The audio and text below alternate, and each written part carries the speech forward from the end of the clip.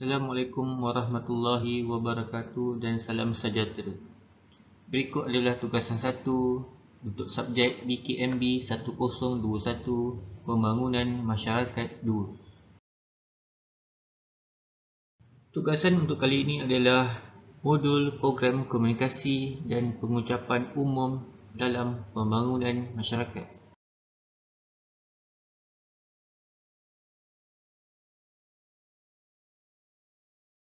Terlebih dahulu, izin saya memperkenalkan diri. Yang pertama adalah saya, Fazli bin Mat Yunus, nombor metrik 276312, dan rakan saya adalah Puan Suria binti Osman 276361. Kami dari grup U Cawangan Terengganu. Berikut adalah senarai kandungan dalam slide yang akan saya bentangkan sebentar saja lagi. Yang pertama adalah berkaitan dengan pengenalan. Yang kedua adalah tentang kedudukan bangunan di akademik. Yang ketiga mengenai carta organisasi. Yang keempat adalah senarai kehadiran. Dan yang kelima yang terakhir adalah ucapan perasmian. Okey, untuk tugasan pada kali ini saya mengambil sampel daripada majlis tamat latihan yang mana majlis tamat latihan ini dilaksanakan setelah pelatih selesai menjalani kursus asas selama 4 bulan hingga 6 bulan. Tapi ianya bergantung kepada jadual yang telah ditetapkan oleh bahagian latihan Jabatan Bomba dan Penerangan Malaysia. Majlis ini merupakan saat yang ditunggu-tunggu oleh para pelatih setelah bertukar lumus, berkorban masa dan tenaga mengharungi pelbagai cabaran dan ujian sepanjang menjalani kursus tersebut.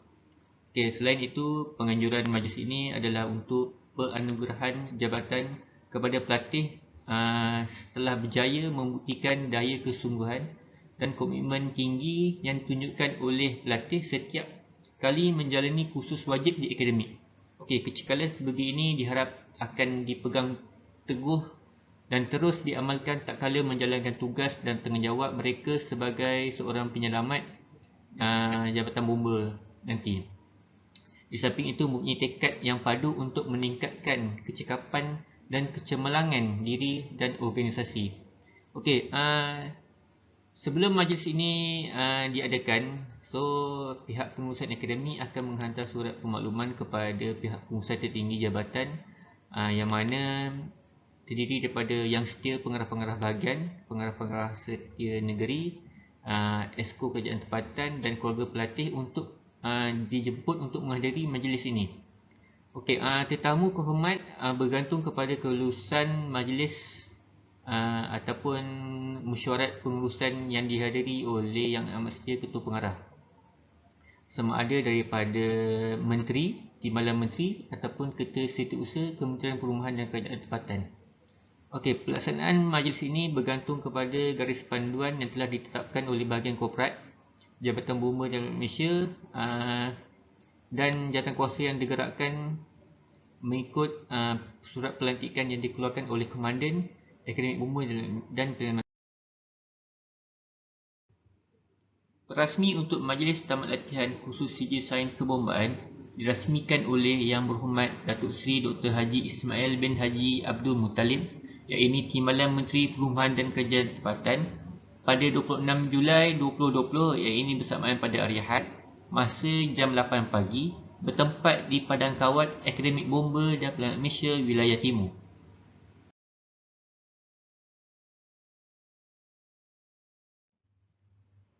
Berikut adalah senarai kandungan dalam slide yang akan saya bentangkan sebentar saja lagi.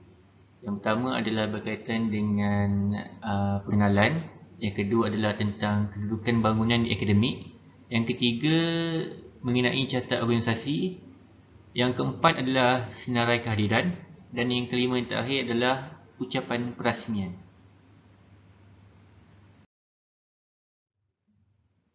Okey, berikut adalah kedudukan bangunan di akademik.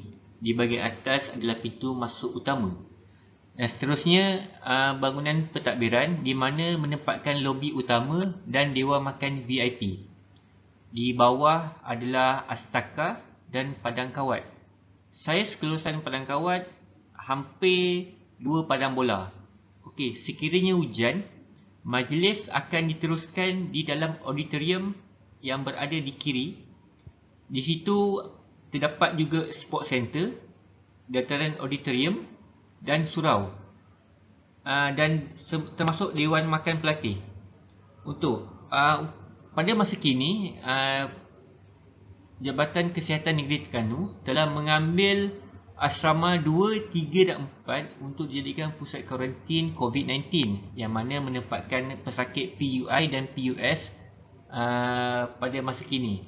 So untuk di asrama 1 hanya untuk menempatkan VVIP dan VIP saja, yang ini berkapasiti seramai 80 orang dalam satu masa.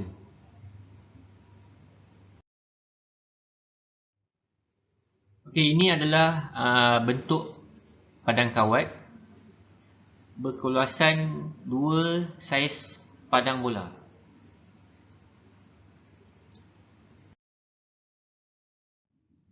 Seterusnya adalah gambar astaka, yang mana astaka di akademik boleh menampung seramai 247 orang dalam satu masa.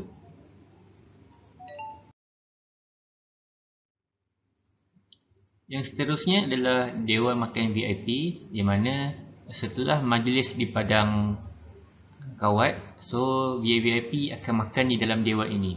So dalam dewan ini pada mulanya boleh menampung seramai 100 orang, tapi disebabkan oleh penjarakan fizikal, so satu meja sekarang ni 5 orang saja. So total 50 orang dalam satu masa.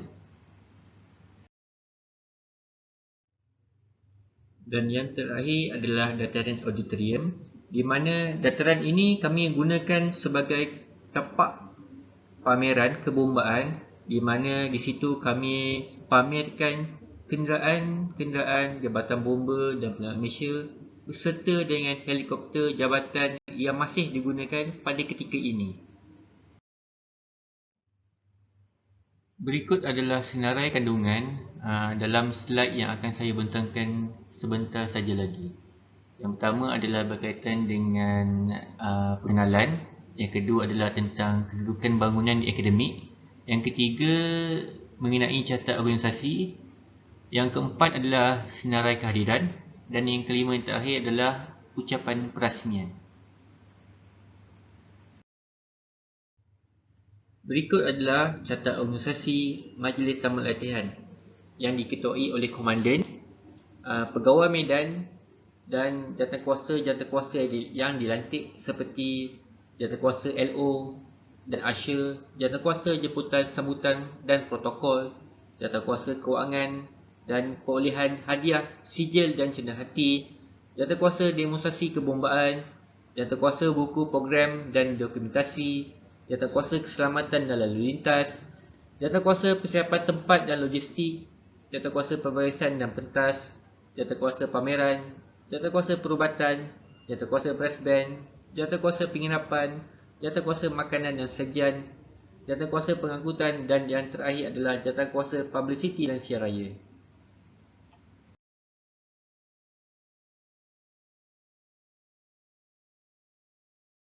Penubuhan jawatankuasa adalah penting bagi memastikan kelancaran sesuatu majlis yang bakal dilaksanakan. Bilangan jawatankuasa yang akan dibentuk tertakluk kepada keperluan sesuatu majlis yang akan dilaksanakan. Jawatan-jawatankuasa yang dibentuk adalah seperti jawatankuasa induk, jawatankuasa pengelola dan kerja.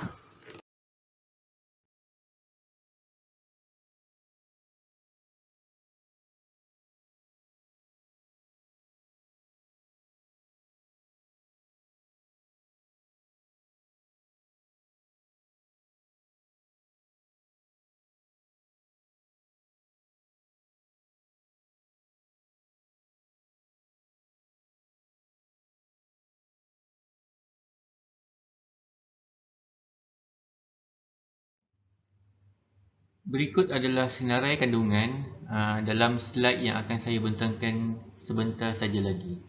Yang pertama adalah berkaitan dengan pengenalan. Yang kedua adalah tentang kedudukan bangunan di akademik.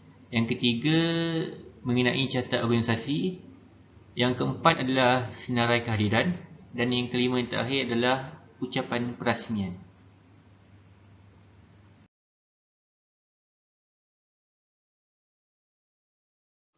Dalam tugasan ini disertakan juga senarai kehadiran tetamu yang telah dijemput. Jemputan terdiri daripada pihak pengurusan tertinggi Jabatan Bomba dan Penyelamat Malaysia, iaitu terdiri daripada Yang Setia Pengarah-Pengarah Bahagian, Yang Setia Penolong Pengarah-Pengarah Bomba Negeri, Exco Kerajaan Tempatan, Jabatan Kerajaan yang berhampiran, agensi bomba swasta dan keluarga pelatih serta masyarakat setempat.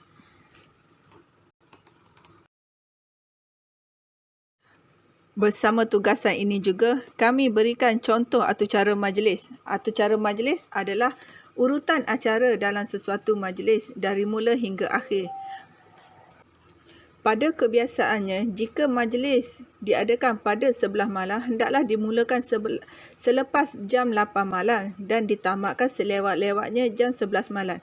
Manakala, jika majlis jatuh pada hari Jumaat, hendaklah ditamatkan sebelum jam 12.15 tengah hari.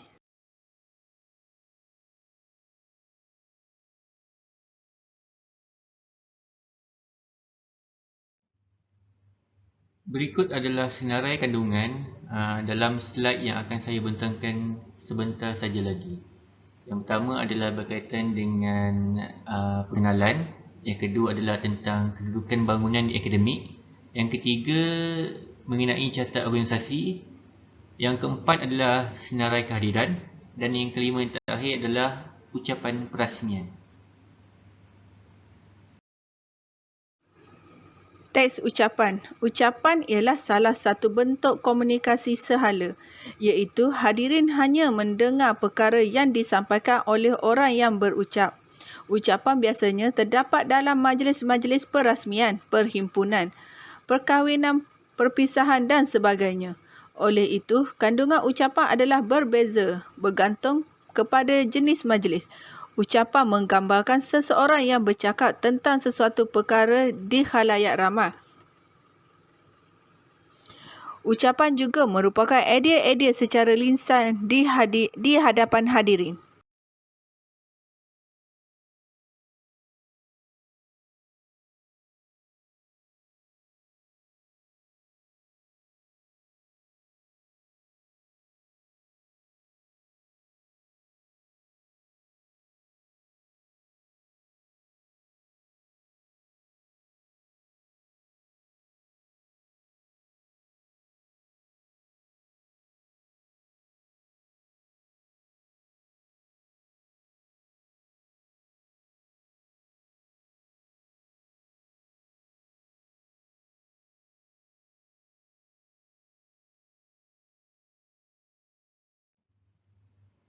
Berikut adalah senarai kandungan dalam slide yang akan saya bentangkan sebentar saja lagi. Yang pertama adalah berkaitan dengan pengenalan.